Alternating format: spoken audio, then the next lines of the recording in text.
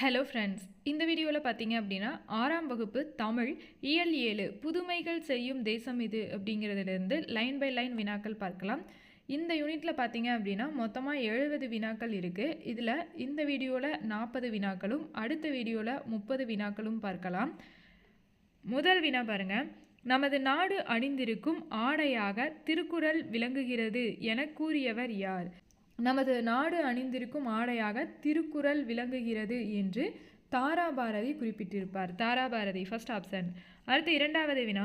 காளிதாசர் இயற்றிய இனிமையான பாடல்கள் டேஸ் கரைவரை எதிரொலிப்பதாக தாராபாரதி கூறினார். காளிதாசர் இயற்றிய இனிமையான பாடல்கள் காவிரி கரைவரை எதிரொலிப்பதாக தாராபாரதி கூறினார். Kaveri first option. அடுத்து மூன்றாவது வினா. யாருடைய அமுதம் போன்ற கவிதை வரிகளுக்கு கங்கை ஆற்றின் அலைகள் இசையமைக்கின்றன என தாராபாரதி கூறுகின்றார்? இதற்கான விடை கம்பர். கம்பருடைய அமுதம் போன்ற கவிதை வரிகளுக்கு கங்கை ஆற்றோட அலைகள் இசையமைக்கின்றன என தாராபாரதி குறிப்பிடுகிறார். அடுத்து நான்காவது வினா. கவிஞாயிறு என அழைக்கப்படுபவர் யார்? கவிஞாயிறு என அழைக்கப்படுபவர் தாராபாரதி. Second option. அடுத்த ஐந்தாவது வினா. ராதாகிருஷ்ணன் கீழ்கண்டவற்றுள் யாருடைய இயற்பெயர் ஆகும்? தாராபாரதியின் இயற்பெயர் ராதாகிருஷ்ணன். அடுத்த ஆறாவது வினா. கலைக்கூடமாக காட்சி தருவது எது? கலைக்கூடமாக சிற்பக்கூடங்கள் காட்சி தருகின்றன. கலைக்கூடமாக காட்சி தருவது சிற்பக்கூடம்.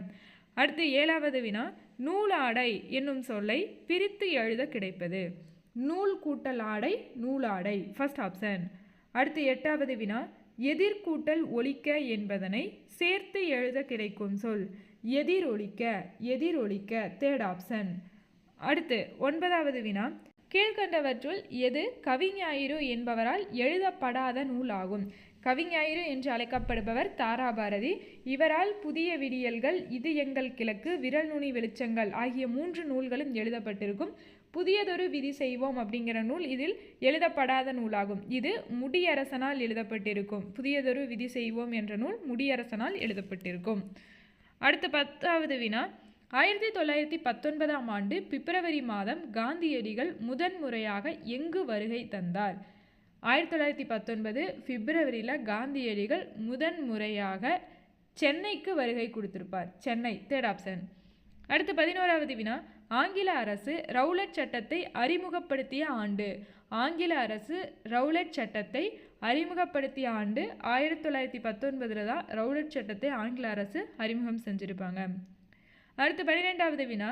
ரவுலட் சட்டத்தை எதிர்த்து போராட்டத்தை நடத்த காந்தியடிகள் யாருடைய வீட்டில் ஆலோசனை கூட்டத்தை நடத்தினார்?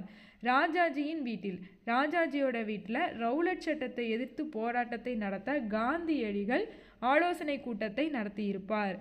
அடுத்து 13வது வினா. தமிழ்நாட்டின் சொத்து என்று பாரதியாரை கூறியவர் யார்? தமிழ்நாட்டின் சொத்து என்று அழைக்கப்படுபவர் பாரதியார். இவ்வாறு பாரதியாரை கூறியவர் ராஜாஜி. தமிழ்நாட்டின் சொத்து என்று பாரதியாரை குறிப்பிட்டவர் ராஜாஜி. அடுத்து 14வது வினா. பாரதியாரை இந்திய நாட்டின் சொத்து என்று கூறியவர்? தமிழ்நாட்டின் சொத்து என்றாலும் இந்திய நாட்டின் சொத்து என்றாலும் பாரதியார் தான்.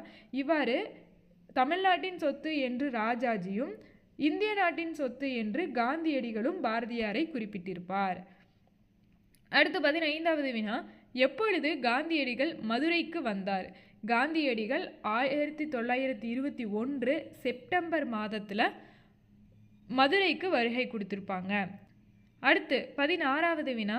காந்தியடிகள் காரைக்குடியை சுற்றியுள்ள ஊர்களில் சுற்றுப்பயணம் செய்தபோது டேசூரில் இருந்த ஒரு பணக்காரர் வீட்டில் தங்கினார்.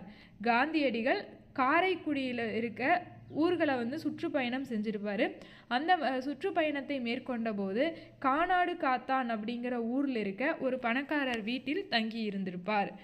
அடுத்து 17வது வினா. தமிழ் கையேடு எழுதியவர் யார்? தமிழ் கையேடு நூலின் ஆசிரியர் ஜி.யு. Pope second option. அடுத்து 18வது வினா. யாருடைய அடிநிழலில் இருந்து தமிழ் கற்க வேண்டும் என்னும் ஆவல் உண்டாகிறது என்று காந்தியடிகள் கூறினார்? காந்தியடிகளுக்கு உவேசா அவர்களோட தமிழ் அடிநிழலிருந்து தமிழ் கற்கணும் அப்படிங்கிற ஆவல் உண்டாகியதாக கூறியிருப்பார். Second option. அடுத்து 19வது வினா, 1937 சென்னையில் நடைபெற்ற இலக்கிய மாநாட்டில் தலைமை வகித்தவர் யார்? 1937 சென்னையில் பார்த்தோம் அப்படின்னா இலக்கிய மாநாடு நடைபெற்றிருக்கும். அதில் தலைமை வகித்தவர் யார் அப்படின்னு பார்த்தோன்னா காந்தியடிகள் தான் இந்த மாநாட்டிற்கு தலைமை வகித்திருப்பார். அடுத்து 20வது வினா, 1937 சென்னையில் நடைபெற்ற இலக்கிய மாநாட்டில் வரவேற்பு குழு தலைவராக இருந்தவர் யார்?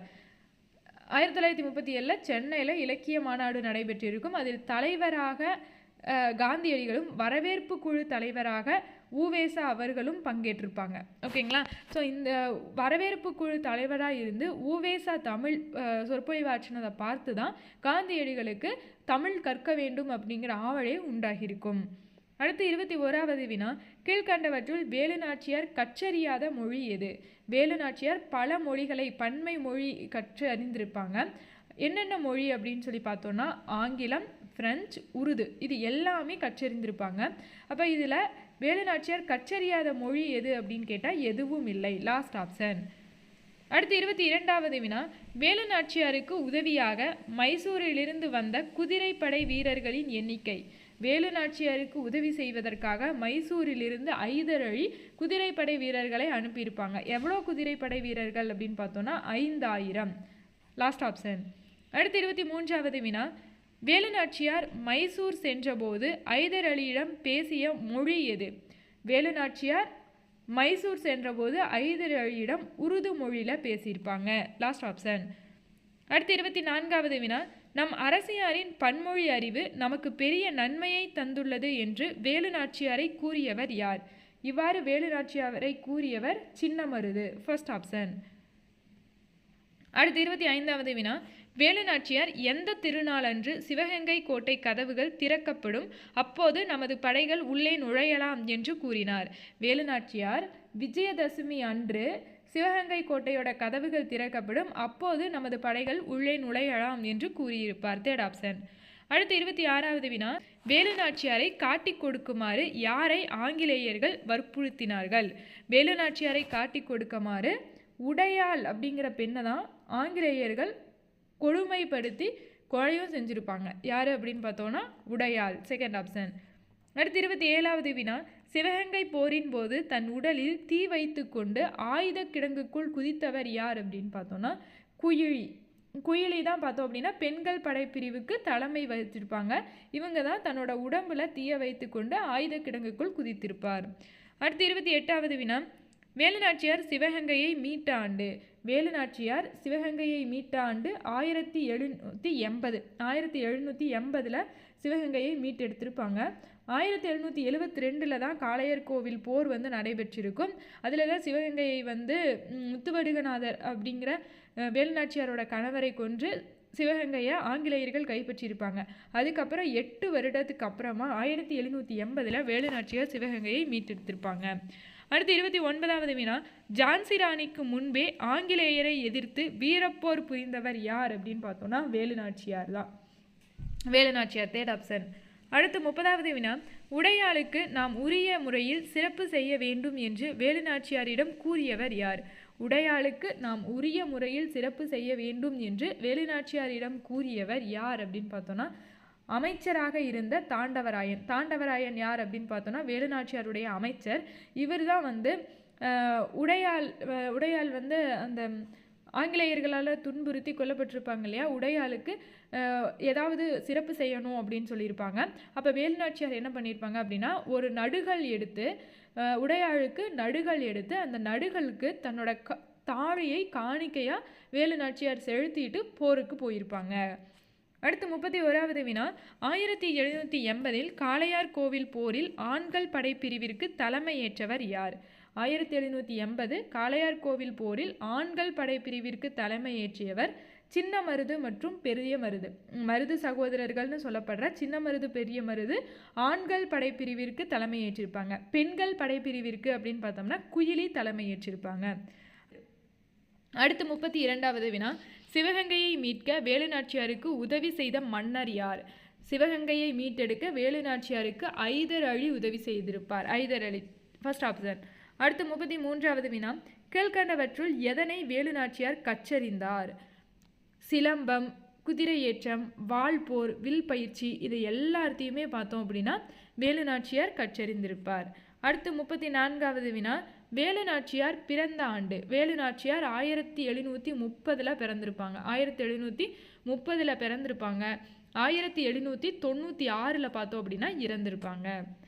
அடுத்து 35வது வினா, இலக்கண அடிப்படையில் சொற்கள் எத்தனை வகைப்படும்?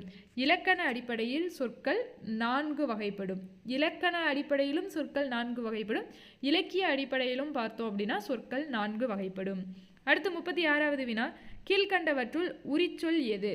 சால, தவ, நனி, கூர் இதெல்லாமே பார்த்தோம் அப்படின்னா உரிச்சொல் அப்படின்னு சொல்லுவோம். இதற்கான விடை இவை அனைத்தும்.